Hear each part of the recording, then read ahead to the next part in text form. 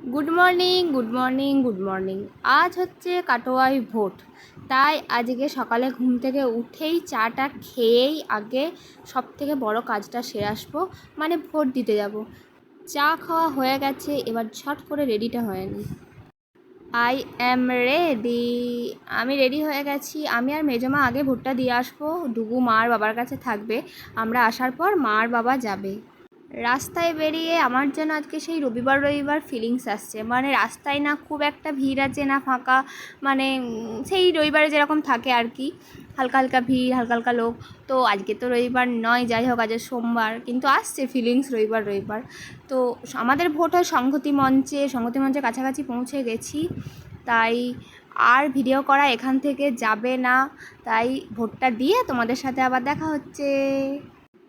আমরা যখন গেছিলাম ফাঁকাই ছিল, এই যে দেখো বেশি সেরকম একটা ভিড় নেই, তাই ভোট তাড়াতাড়িই আমাদের দেওয়া হয়ে গেছে। তো ভোট দেওয়া হয়ে গেছে।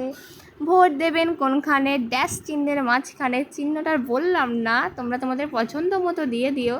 সকাল সকাল বড় কাজটা সারা হয়ে গেল, তো যাই এবার দেখি ডুগু কী করছে। টাটা।